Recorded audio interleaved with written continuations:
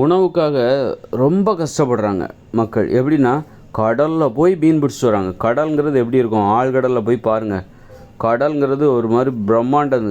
அந்த படகு கீழே நீங்கள் கப்பல்லையோ அல்லது ஒரு போட்லேயோ படகுலையோ கொஞ்சம் தூரம் போகிறீங்க. ஒரு ஒரு 1 கிலோமீட்டர் போயிட்டீங்க கடலுக்குள்ளே. அது அப்போ பாருங்கள், நீங்கள் மிரண்டுருவீங்க. அப்படி அந்த போட்டுக்கு அடியில் எல்லாமே ஆழம்தான். தவறி தண்ணிக்குள்ளே விழுந்தீங்கன்னா அவ்வளோதான். அவ்வளோதான், போயிட்டீங்க. நீச்சல் அடித்தா தப்பிச்சு வந்துடலாம். அப்படின்னா படகு பக்கத்தில் ஏதாவது பிடிமானம் இருந்தால் தப்பிச்சு வந்துடலாம். சப்போஸ் அப்படி எதுவுமே இல்லை அப்படின்னா என்ன பண்ணுவீங்க? ரொம்ப ஆபத்தான சும்மா கடலில் அனுபவம் இருக்குல்ல, அது பயங்கரமான அனுபவம். அது கடலில் மூழ்கி போகிற அனுபவங்கள்லாம். அப்போ அந்த அளவுக்கு ஒரு மீனுக்காக, உணவுக்காக, மீன் என்கிற அந்த உணவுக்காக இவங்க எவ்வளோ ரிஸ்க் எடுக்கிறாங்க பாருங்கள். உயிரையே பணயமாக வச்சு அந்த கடலுக்குள்ளே போகிறாங்க. எவ்வளோ பயங்கரமான ரிஸ்க்கு. ஆழ்கடலுங்கிறது அது வேற ஒரு உலகம். அப்பா, அதெல்லாம் நீ ஆழ்கடலில் போய் பார்த்தா தெரியும். ஆழ்கடலுக்கு நடுவே நீங்கள் தண்ணியில் மிதக்கும்போது இரவு பகல் பாராமல் நீங்கள் அந்த போட்டில் படகுல நின்னீங்கன்னா தெரியும் கடலுங்கிறது எப்படிப்பட்ட உலகம். ஒரு கப்பலில் நின்னால் கூட உங்களுக்கு அவ்வளோ பயமாக இருக்கும்.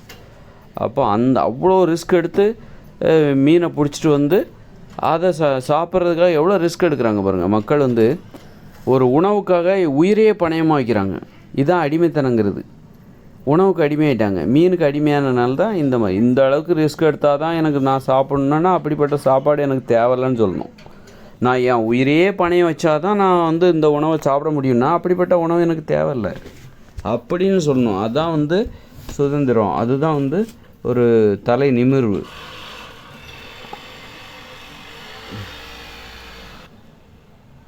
அப்படி இல்லாமல் உணவுக்காக கடல் நடுவுலலாம் போகிறாங்க. கடலின் நடுவே பயணம் போனால் குடிநீர் தருவது யாரோ அப்படின்னு சொல்லிட்டு அந்த கடலுக்குள்ளே போகிறாங்க பாருங்கள். உயிரே பணயமாக வச்சு அந்த அளவுக்கு அடிமைத்தனம். அந்த உணவுகளுக்கு அடிமையாகிறாங்க. இப்போ அதே பாருங்கள், இப்போ வெளிநாட்டுக்கெல்லாம் போகிறாங்க. குடும்பத்தெல்லாம் விட்டுட்டு வெளிநாட்டுக்கு போகிறாங்க. வாழ்நாள் முழுதும் ஒரு 30 வருஷம் வெளிநாட்டிலே இருக்காங்க. அப்போது எந்த அளவுக்கு அந்த உணவுக்கும் வாழ்க்கைக்கும் அடிமையாகி ஒரு மகிழ்ச்சியான வாழ்க்கையை தொலைக்கிறாங்க பாருங்கள். இப்படித்தான் வாழணுமா? ஏன் வெளிநாட்டுக்கு போய் நான் சம்பாதிச்சு 30-40 வருஷம் வெளிநாட்டில் இருக்கணும், குடும்பத்தோட பிரிஞ்சு அப்படி சம்பாதிச்சா இதுதான் வாழ்க்கையா? இப்படிப்பட்ட ஒரு வாழ்க்கையை வாழ்வதற்கு நான் வெளிநாடெல்லாம் போகணுமா? அப்படிப்பட்ட வாழ்க்கை தேவையில்லை. என் உள்ளூர்லேயே நான் இருந்துக்கிறேன், கூட கொஞ்சம் குடிச்சிக்கிட்டு உள்ளூர்லேயே இருந்துக்கிறேன் அப்படி சொல்லணும். அதுதான் ஒரு அடிமைத்தனம் இல்லாத, ஆசை இல்லாத, பேராசைகள் இல்லாத ஒரு வாழ்க்கை. அதனால் கடல் நடுவில் போய் தான் நான் அந்த மீனை பிடிச்சாதான் நான் சாப்பிடுவேன்னா அப்படியேப்பட்ட மீன் தேவையில்லை அப்படின்னு நம்ம சொல்லணும். அந்த மாதிரி நிறைய விஷயங்களுக்காக நம்ம அப்படி தான் இப்போ நான் இங்கேருந்து திருப்பதிக்கு நடைபயணமாக போய் அந்த சாமியை வேணாதான் நான் அந்த வாழ்க்கையில் நல்லா இருப்பேனா? அப்படிப்பட்ட ஒரு வாழ்க்கை தேவையில்லை. அந்த அளவுக்கு கஷ்டப்பட்டால் தான் நான் இந்த வாழ்க்கையில் நல்லா இருப்பேனா? அது தேவையில்லை. அப்படிப்பட்ட வாழ்க்கையும் தேவையில்லை, அப்படிப்பட்ட அந்த சாமியோட அருளும் எனக்கு தேவையில்லை அப்படி சொல்லணும். இங்கேருந்து நான் அப்படி ஐயப்பன் கோயிலுக்கு இருமுடி கட்டிக்கிட்டு போய் அவரை போய் தரிசனம் பண்ணி சாமியப்பா கொய்யப்பான்னுக்கிட்டு சொல்லிக்கிட்டு வந்தால் தான் அவர் எனக்கு அருள் புரிவாரா? அப்போ தான் நான் என் வாழ்க்கையில் நல்லா இருப்பேனா? அப்படி ஒன்று சும்மா இருந்து எனக்கு என்ன கிடைக்குதோ, சும்மா ஒரு ஊரில் இருந்துக்கிட்டு எளிமையாக வாழ்ந்துக்கிட்டு எனக்கு என்ன கிடைக்குதோ அது எனக்கு போதும் அப்படி யோசிக்கணும். அதுதான் ஒரு பேராசை இல்லாத ஒரு வாழ்க்கை. அப்படியே ரொம்ப ஆசைப்படுறார். அப்படியே அலகு குத்திட்டு தொங்குறாரு. அப்படி வாயில் அலகு குத்திக்கிட்டு அந்த இடத்துல தொங்குறாரு. வயிற்றில் கொக்கியெல்லாம் மாட்டிக்கிட்டு, ஏடா இப்படியெல்லாம் நீ பண்ணாதான் நீ வாழ்க்கையில் நல்லா இருப்பியா? நீ வாழ்க்கையில் நல்லா இருக்குக்கு இப்படிப்பட்ட கோமாளித்தனத்தெல்லாம் நீ பண்ணணுமா? அப்போ தான் நீ நல்லா இருப்பியா? அப்பேற்பட்ட சிறப்பானதாக, அப்படிப்பட்ட சிறப்பு நிறைந்ததா இந்த வாழ்க்கை? அப்படியெல்லாம் கிடையாது. அதனால் அந்த அளவுக்கு சிறப்பு ரொம்ப மிகைப்படுத்தக்கூடாது. இந்த வாழ்க்கையை ரொம்ப இது ஒரு வாழ்க்கை அவ்வளோதான். இயல்பாக பாருங்கள். அந்த வாழ்க்கையில் நிறைய விஷயங்கள் இருக்குது. இயல்பாக பார்க்காம அப்படியே பூத்த கண்ணாடி வச்சுக்கிட்டு வாழ்க்கையை பார்க்குறது, அந்த மாதிரிலாம் இல்லாமல் என் வாழ்க்கைக்காக ரொம்ப போராடக்கூடாது. அப்படியே ரொம்ப போராடிக்கிட்டு எதுக்கு இதெல்லாம்? அதாவது இந்த வாழ்க்கையில் மகிழ்ச்சியாக வாழ்கிறதுக்கு என்னெல்லாம் பண்ணுறாரு பாருங்க. சின்ன வயசுலேயே அவர் படிக்கிறார். எல்கேஜி யூகேஜி 1வது 2வது 3வது 12 வருஷம் பள்ளிக்கூடத்தில் படிக்கிறார் இந்த வாழ்க்கையை வாழ்கிறதுக்காக. அப்புறம் காலேஜ் படிச்சுக்கிட்டு அப்புறம் பெரிய புத்தகங்களெல்லாம் புரட்டிக்கிட்டு அப்புறம் வந்து அந்த வாழ்க்கையை வாழ்கிறதுக்கு எப்படியெல்லாம் கஷ்டப்படுறாங்க பாருங்கள். பயங்கரமாக கஷ்டப்படுறாங்க. அப்புறம் ஒரு வேலை 8 மணி நேரம் வேலை, 10 மணி நேரம் இரவு பகலாக வேலை பார்த்துட்டு இந்த வாழ்க்கையை வாழ்கிறதுக்கு என்னமா கஷ்டப்படுறாங்க பாருங்கள். அப்போது இனிமேல் பிறக்கிற குழந்தைகள் இருக்குல்ல, 2024 அப்புறம் பிறக்கிற குழந்தைகள் என்ன பண்ணுவாங்கன்னா, மகிழ்ச்சியாக வாழ்கிறதுக்கு இவ்வளோ சர்க்கஸ் கோமாளித்தனம்லாம் பண்ணணுமா என்ன? சர்க்கஸில் சாகசம் பண்ணால் தான் நான் மகிழ்ச்சியாக வாழ முடியுமா? இவ்வளோ பெரிய சாகசங்களை நான் கடந்து வந்தால் தான் நான் மகிழ்ச்சியாக வாழ வேண்டுமா? அப்படி என்னடா அந்த மனித வாழ்க்கையில் இருக்குது அப்படின்ட்டு கேள்வி கேட்பாங்க. இப்படியெல்லாம் வாழ்ந்தால் தான் 1வதுலேருந்து நான் படிக்கணுமா? 1வது 2வது வேலைக்கு போகாமல் சின்ன வயசில் வேலைக்கு போனால் ஒரு விவசாயம் அந்த மாதிரி எல்லாம் இல்லாமல் பள்ளிக்கூடம், கல்லூரி, காலேஜு, வேலை அப்படின்னு செத்து சுண்ணாம்பாய் போனால் தான் இந்த உலகத்தில் வாழ முடியுமா? ஏன் சாதாரணமாக வாழ முடியாதா? ஏன் பள்ளிக்கூடத்துக்கு போகாமலாம் வாழ முடியாதா? காலேஜெலாம் படிக்காமல் வாழ முடியாதா அப்படின்னு கேட்கிற தலைமுறை இனிமேல் வரப்போகுது. இப்படித்தான் இவ்வளோ கஷ்டப்படணுமா? வாழ்வதற்காக நம்ம இவ்வளோ கஷ்டப்படணுமா? இவ்வளோ ஆபத்துகளை, இவ்வளோ மரணங்களை, இவ்வளோ அழிவுகளை எதிர்கொள்ள வேண்டுமா? பாருங்கள், போர்ன்னு சொல்லிட்டு குண்டு மலம் பொழியிறானுங்க. என்னடா மனித வாழ்க்கை இப்படி இருக்குது? வாழவே முடியாத அளவுக்கு போராட்டம் மிகுந்ததாக இருக்குது. அப்போது எதுக்காக இவ்வளோ கஷ்டப்படுறாங்க அப்படின்னா, எதுக்காக இப்படி பள்ளிக்கூடம்லாம் படிக்கிறாங்க, கல்லூரியெல்லாம் படிக்கிறாங்க அப்படின்னா, மகிழ்ச்சியாக வாழ்வதற்கு அல்ல. இந்த மனித வாழ்வில் வன்முறை நிறைந்து விட்டது. பாதுகாப்பதற்காக, உயிர் பிழைப்பதற்காக, மகிழ்ச்சியாக வாழ்வதற்கல்ல, உயிர் பிழைப்பதற்காக.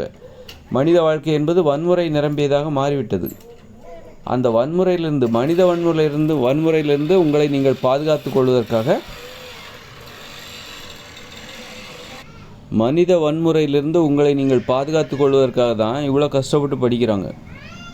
பள்ளிக்கூடம், காலேஜு படிச்சுட்டு தொழிற்சாலை, அதன் மூலம் படித்து சம்பாதிச்சு ஒரு வீட்டை கட்டி ஒரு பாதுகாப்பாக இருப்பது. ஒரு நாடும் என்ன பண்ணுது, நிறைய ஒரு குடும்பத்தினர் என்ன பண்ண நிறைய பணம் சம்பாதிக்கிறாங்க. அது மாதிரி நாடும் என்ன பண்ணுது, நிறைய பணத்தை சம்பாதிச்சு ஒரு பாதுகாப்பான ஒரு நாட்டை உருவாக்குகிறது. நல்ல இராணுவ பலம். அப்போ தான் நம்ம இங்கே வாழ முடியும். இராணுவ பலம் இல்லைன்னா பக்கத்து நாட்டினர் நம்மை படையெடுத்து நம்மை வீழ்த்தி விடுவார்கள். அதிலிருந்து பாதுகாப்போடு வாழ வேண்டும். மகிழ்ச்சியாக வாழலான்னாலும் பரவாயில்ல, உயிரோடு வாழணும் அப்படிங்கிற அந்த நோக்கத்துக்காக தான் இவ்வளோ உயிர் வாழ்வதற்கே நம்ம இவ்வளோ கஷ்டப்பட வேண்டியிருக்கு. ஏன்னா மனுஷங்க பேய்களாக மாறிவிட்டார்கள், மிருகங்களாக மாறிவிட்டார்கள். மனுஷங்க இந்த வன்முறை உணர்ச்சியால் மனுஷங்க மிருகங்களாக மாறிவிட்டார்கள். மனுஷங்களுக்கே எதிரியாக மாறிவிட்டார்கள். அவர்களிடமிருந்து தப்பித்து நமக்கு ஒரு பாதுகாப்பை ஏற்படுத்தி கொண்டு உயிரோடு வாழ வேண்டும் என்பதற்காக தான் இவ்வளோ கஷ்டப்படுறாங்க. மகிழ்ச்சியாக வாழ்வதற்கல்ல. மகிழ்ச்சியாக வாழ முடியாது. அப்போது இவர்களிடமிருந்து மனுஷங்கக்கிட்டேருந்து நம்ம தப்பிச்சு உயிர் வாழணும் அப்படிங்கிறக்காக தான் இவ்வளோ கஷ்டம். படித்து முடித்து ஒரு வேலை பார்த்து ஒரு வீட்டை கட்டி, பாதுகாப்பான வீட்டை கட்டி, அதுக்கு கதவெல்லாம் வச்சு பூட்டெல்லாம் போட்டு, நைட்டு உள்ளே போய் படுக்கும்போது கதவை லாக் பண்ணிட்டு படுக்கணும். அந்த மாதிரி வெளியே எங்கே போனால் பூட்டிட்டு போகணும். இப்படி எல்லாமே இந்த மனுஷங்களுக்கு பயந்து தான் இந்த மாதிரியான ஒரு பாதுகாப்பான ஒரு வாழ்க்கை வாழ்வதற்காக தான் இந்த மாதிரி கஷ்டப்படுறாங்க. கஷ்டப்பட்டு வாழ்வதற்கு காரணம் எல்லாமே உயிரோடு வாழ்வதற்காக தான். ஆனால் ஒரே ஒரு விஷயந்தான், உயிரோடு வாழ்வதற்காக, மகிழ்ச்சியாக வாழ்வதற்கு அல்ல. உயிரோடு வாழ்ந்தாலே நீங்கள் மகிழ்ச்சியாக இருக்கிறீர்கள் என்பது போல தான். இந்த உலகத்தில் நீங்கள் உயிரோடு வாழ்கிறது தான் வாழ்க்கையின் வெற்றி. மற்றபடி மகிழ்ச்சியெல்லாம் இங்கே வாழ முடியாது. அந்த மாதிரியான உலகம்தான் இது உயிரோடு வாழ்வதற்கான உலகம். உயிரோடு வாழ்வதே இங்கு மிகப்பெரிய கஷ்டமான ஒரு விஷயம். உயிரோடு இப்போ இந்திய மக்கள் உயிரோடு வாழணுன்னா இந்திய மக்கள் அனைவருமே போராடுகிறார்கள். நல்லா படித்து முடித்து வேலை பார்த்து இந்திய பொருளாதாரத்தை அதிகப்படுத்துறது. அதன் மூலம், அந்த பொருளாதாரத்தின் மூலம் இப்போ வரியெல்லாம் கட்டுறாங்கள, எல்லோரும் சம்பாதிக்கிறாங்க, வரி கட்டுறாங்க. அப்புறம் இராணுவம் அதன் மூலம் ஒரு இராணுவ பலத்தை உருவாக்கு. கடற்படை, விமானப்படை, தரைப்படை அப்படின்னு சொல்லிட்டு ஒரு பலமான ஒரு பாதுகாப்பு. அதன் மூலம் நாம் இப்பொழுது உயிரோடு வாழ்கிறோம். இந்த மாதிரி இராணுவ பலம் இல்லைன்னா என்றைக்கோ நம்மளை சீனாக்காரங்க அடிச்சிருப்பாங்க, பாகிஸ்தான்காரங்க அடிச்சிருப்பாங்க, அண்டை நாட்டினர் நம்மளை வீழ்த்தி இருப்பார்கள். அதனால் இது எல்லா நாட்டுக்குமே இந்த இது இருக்குது. எல்லா நாடுமே இன்றைக்கி பாதுகாப்பு இருக்குன்னா அந்த அந்த நாட்டு இராணுவத்தினரால் தான் அது சாத்தியம். இராணுவ பலம், அதுக்கு பணம் தேவை, அதுக்கு மக்கள் கஷ்டப்பட்டு உழைக்கிறாங்க, அதன் மூலம் வரி அந்த நாட்டுக்கு கிடைக்குது, அதன் மூலம் அந்த இராணுவ பலம் பாதுகாப்பு என்பது பலப்படுத்தப்படுகிறது. அதன் மூலம் நாம் உயிரோடு வாழ்கிறோம். மகிழ்ச்சியாக வாழ முடியாது, உயிரோடு தான் வாழ முடியும். ஏன்னா நமக்கு ஆபத்து வெளியிலிருந்து மட்டும் கிடையாது, நமக்கு ஆபத்து அண்டை நாட்டினரிடம் இருந்து மட்டும் கிடையாது, உள்நாட்டிலும் இருக்குது, நாட்டு மக்களுடைய வாழ்க்கையிலும் இருக்குது. நோயை தருகிற உணவுகள், விபத்துகளை ஏற்படுத்துகிற போக்குவரத்து வாகனங்கள், பரபரப்பாக செல்கிற சாலைகள், இப்படி நிறைய வகையில் நமக்கு நோய்கள் மூலமாகவும் ஆபத்து இருக்குது, விபத்துகள் மூலமாகவும் ஆபத்து இருக்குது. அப்புறம் அண்டை நாட்டினர் மூலமாக நமக்கு ஆபத்து. இப்போ இவற்றையெல்லாம் கடந்து நாம் உயிர் வாழ்வதே இங்கு சாதனை. நாம் உயிர் வாழ்வதே அதுவே ஒரு மிகப்பெரிய சாதனை. அதுக்காக தான் நம்ம இவ்வளோ கஷ்டப்படுறோம். ஏன் மக்கள் இவ்வளோ கஷ்டப்படுறாங்க? பள்ளிக்கூடம், காலேஜ், தொழிற்சாலையில் வேலை பார்க்குறது, அலுவலகத்தில் வேலை பார்க்குறது, இவ்வளோ ஏன் படுறாங்கன்னா உயிர் வாழ்வதற்காக தான், மகிழ்ச்சியாக வாழ்வதற்காக இல்லை. மகிழ்ச்சியாக வாழ முடியாது. நீங்கள் போர்க்களத்துலலாம் எப்படி போர்க்களத்தில் எப்படி நீங்கள் சிரிச்சுக்கிட்டு இருப்பீங்க? போர்க்களத்தில் எப்படி மகிழ்ச்சியாக வாழ முடியும்? இதெல்லாம் போர்க்களம். இப்போ நடந்துகிட்டு இருக்க எல்லாமே போர்களுக்கு அந்த போர்க்களத்தில் தான் நம்ம வீடு கட்டி, நம்ம வீடெல்லாம் போர்க்களத்தில் தான் இருக்குது. சிலருக்கு வீடே இல்லை, அவர் வாடகை வீட்டில், போர்க்களத்தில் ஒரு வாடகை வீட்டில் இருக்கிறாரு.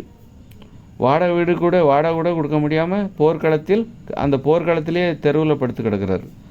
இது ஒரு போர்க்களம். அதனால் போர்க்களத்துலலாம் சிரிக்கணும்னா அவங்க பெரிய மாவீரர்களாகத்தான் இருக்கணும். அப்போ நல்லா சிரிக்கிறாங்க, நல்லா ஜாலியாக சிரிப்போம்பா அப்படின்னா கண்டிப்பாக அவர் ஒரு பெரிய மாவீரராக தான் இருக்கணும்.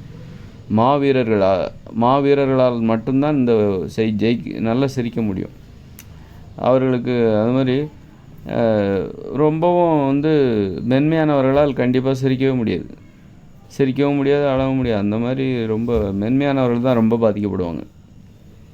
இந்த ரொம்ப பெரிய மாவீரர்கள், மாபெரும் வலிமைப்படுத்தவர்கள் கொஞ்சம் பேர் தான் இருப்பாங்க. அவங்க நல்லா சிரிப்பாங்களா எல்லோரும் நினச்சிப்பாங்க, இந்த உலகத்தில் எல்லோரும் சிரிக்க முடியும் போல்க, அந்த பேர் அவங்களாம் சிரிக்கிறாங்க, சந்தோஷமாக இருக்காங்க. அவங்கள பார்த்து புலியை பார்த்து பூனை சூடு போட்டுக்கிட்ட மாதிரி அவங்கள பார்த்து இவங்களும் சிரிக்கலான்னு பார்ப்பாங்கன்னா வராது.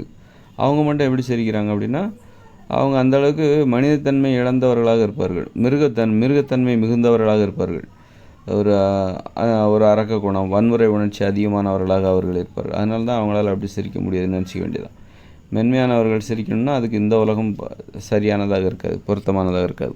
மென்மையானவர்களை வாழ வேண்டுமென்றால், மகிழ்ச்சியுடன் வாழ வேண்டுமென்றால் அதற்கு எந்தவித ஆபத்தும் அழிவுகளும் இல்லாத, அல்லது மிக மிக குறைவாக ஆபத்துகளும் அழிவுகளும் ஏற்படுவதற்கு வாய்ப்புள்ள ஒரு இயற்கையோடு இணைந்த மனித வாழ்க்கை. அங்கே தான் மென்மையானவர்களால் சிரிக்க முடியும்.